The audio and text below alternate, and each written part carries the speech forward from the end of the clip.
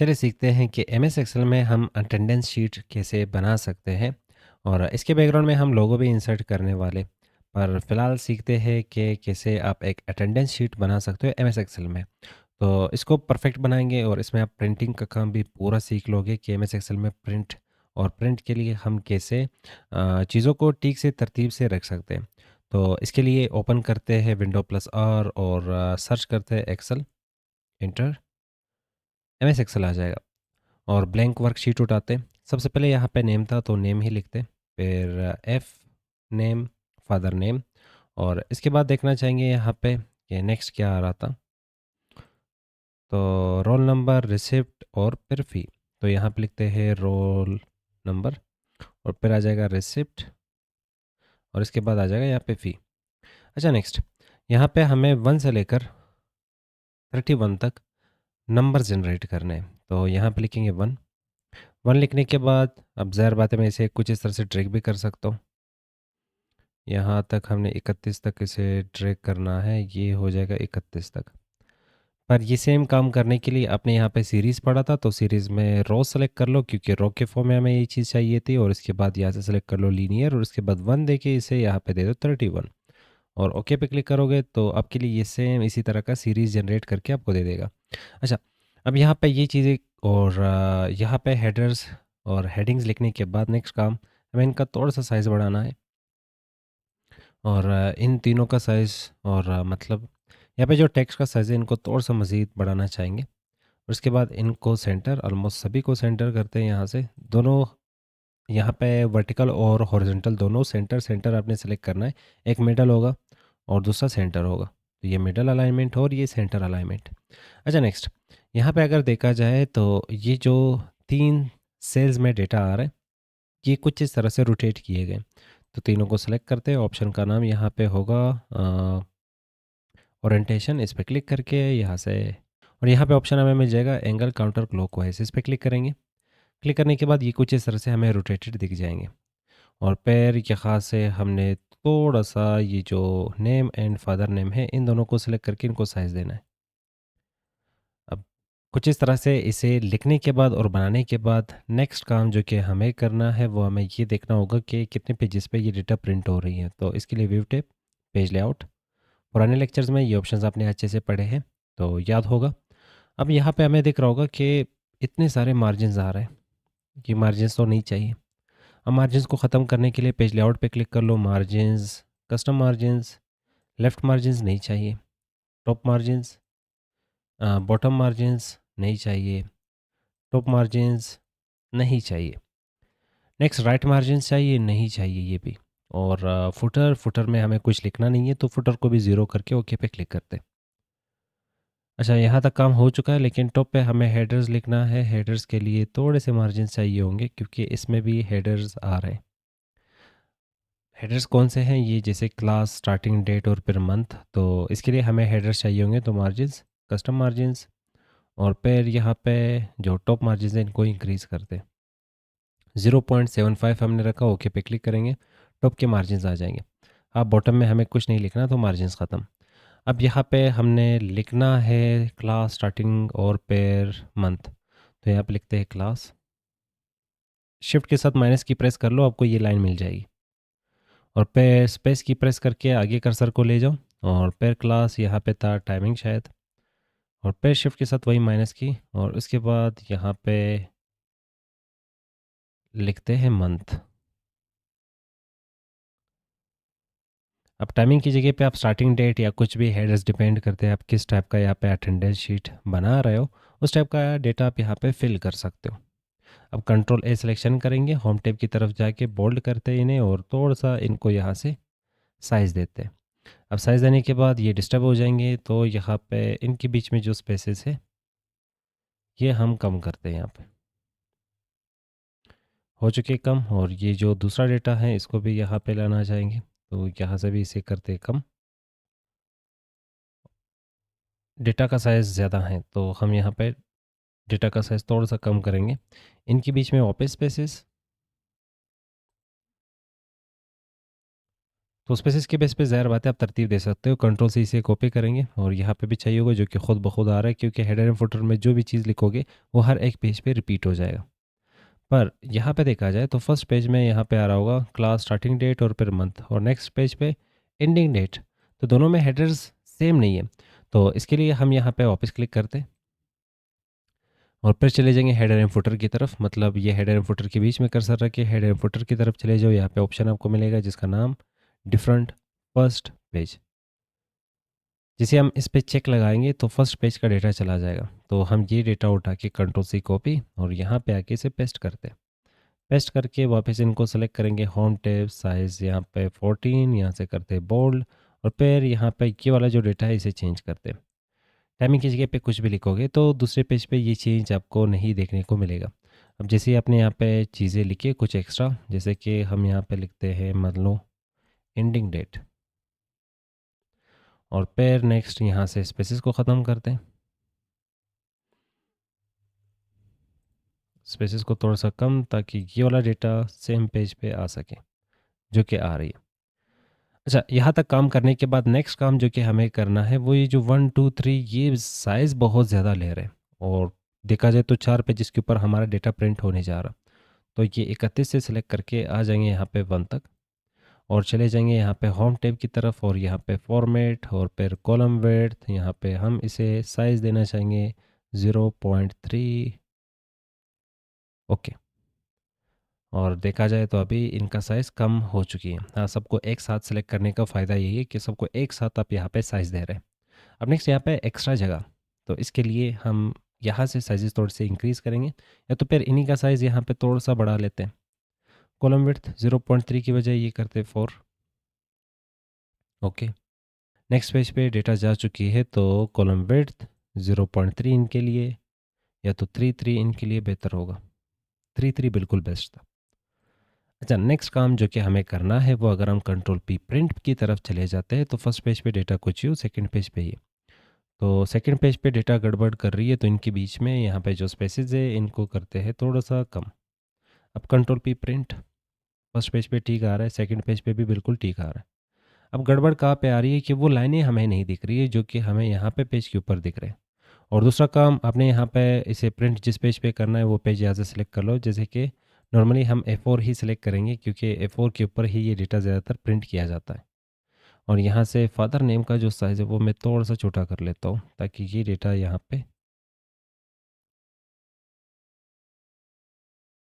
31 को हमें next page पे नहीं लेके जाना। बिल्कुल ठीक है। अच्छा, नेक्स्ट काम हमने वो लाइन प्रिंट में लाने थे, तो इसके लिए यहाँ पे दिख रहा होगा शीट ऑप्शंस, ग्रिड लाइंस दिख तो रहे हैं, पर अगर हमने हाइड कर लिया तो व्यू को अनचेक कर लो तो ग्रिड लाइंस गायब। और हमने प्रिंट भी करना है और देखनी भी है। अब कंट्रोल पी प्रिंट, अब आ रहे। पर याद रख लो, अगर आप बॉर्डर दोगे इन्हें, जैसे कि आपने इन लाइंस को यहाँ पे सेलेक्ट करके यहाँ से दे दिए बॉर्डर, बॉर्डर बॉर्डर कुछ इस तरह से तिरछे हो रहे हैं, तो ये गलत है, ये नहीं चाहिए। तो फिर ग्रिड लाइंस ही यहाँ पे रहने देंगे। तो सिलेक्शन कर लो, बॉर्डर नहीं चाहिए तो क्लियर क्लियर क्या बॉर्डर, यहाँ से करते हैं no border, control P print. तो ग्रिड लाइंस बिल्कुल ठीक से परफेक्ट वे में हमारा डेटा यहाँ पे हमें दिखा रहा है, पर बाकी के लाइंस यहाँ पे प्रिंट नहीं हो रहे। तो इसके लिए सिलेक्शन करते हैं, यहाँ पे सिलेक्शन कहाँ तक करनी है, लाइन नंबर 48 तक।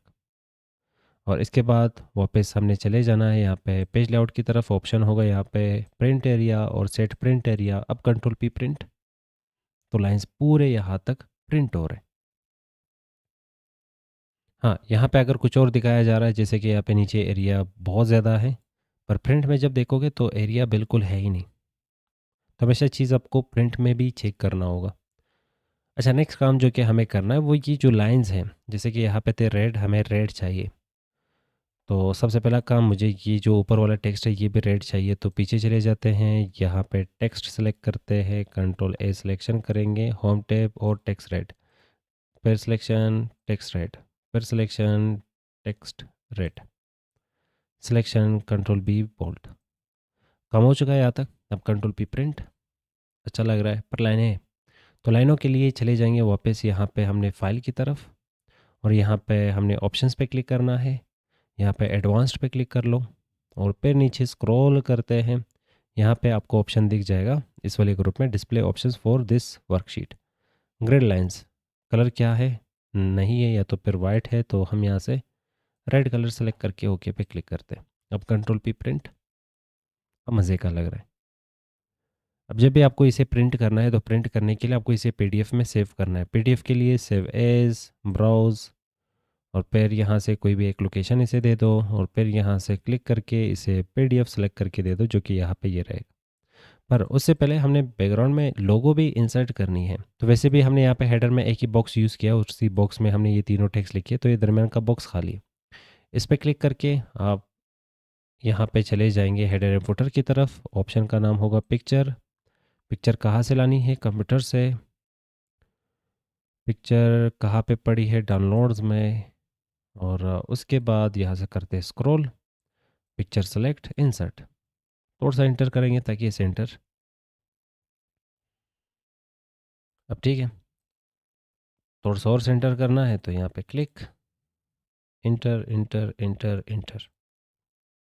अब ठीक है, और सेम चीज़ यहाँ से करते हैं copy, control C copy, control A, control C copy, यहाँ पे क्लिक, कंट्रोल वी पेस्ट।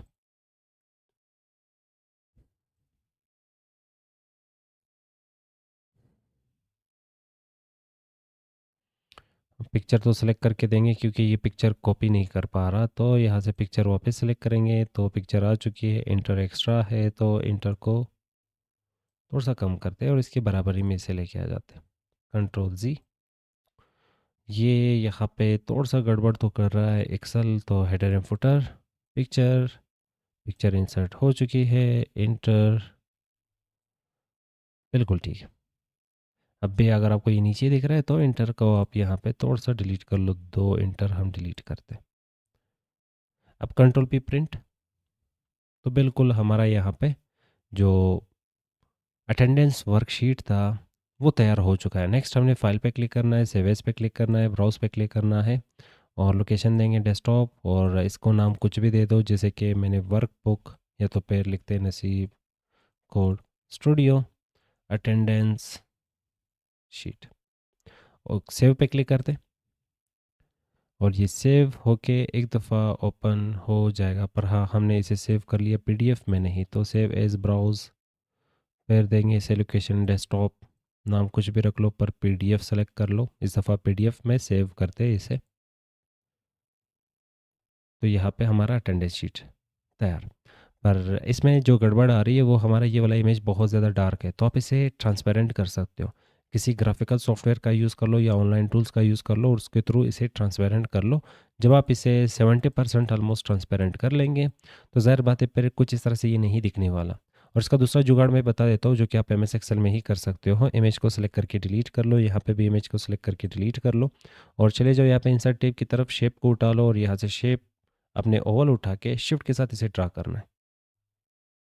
अब ड्रा करने के बाद इसे अपने बिल्कुल यहाँ पे सेंटर में रखना है और इस पर राइट क्लिक कर लो, फिल, पिक्चर, क्रोमा फाइल, और सेम पिक्चर यहाँ पे सेलेक्ट करेंगे।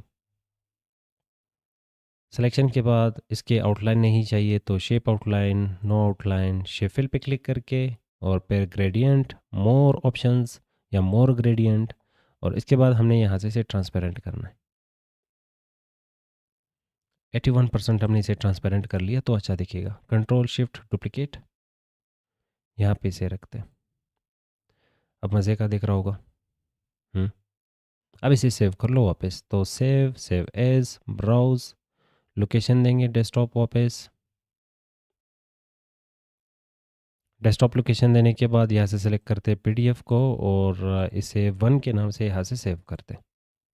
तो ये रहा हमारे पास attendance sheet with watermark, और ये भी attendance sheet with watermark, पर इसमें डार्क और इसमें 80% ट्रांसपेरेंट, और ट्रांसपेरेंसी के साथ हमारी लोगो बैकग्राउंड में आ रही होगी। तो उम्मीद करता हूँ आपको वाटरमार्क कैसे बनाना है, कैसे सेट करना है, कैसे आपने रोटेट करना है टेक्स्ट को, कैसे अपने प्रिंट में ये लाइंस और हाइट भी आप इसी तरह चेंज कर सकते हो। ये लाइन की हाइट बहुत ज़्यादा छोटे आ रहे हैं, इसमें टेक्स्ट ठीक से नहीं आ सकता। तो फिर तो इसके लिए हम वापस चले जाएंगे यहाँ पे एक्सेल शीट की तरफ। ये वाली जो लाइन्स हैं इनको सेलेक्ट कर लो बॉटम तक, बॉटम सिर्फ और सिर्फ फर्स्ट पेज की बॉटम्स। अब फर्स्ट में हमारे पास जो 2 पेजेस है इनके बॉटम तक हमने सिलेक्शन कर ली। चले जाएँगे यहाँ पे होम टैब की तरफ और फिर फॉर्मेट और यहाँ पे ऑप्शन होगा रो हाइट।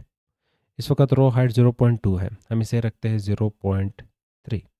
ओके पे क्लिक करेंगे तो यहाँ पे जो सेल की हाइट है वो थोड़ा-सा ज़्यादा हो चुका है और उसमें टिक से चीज़ें लिखे जा सकते हैं।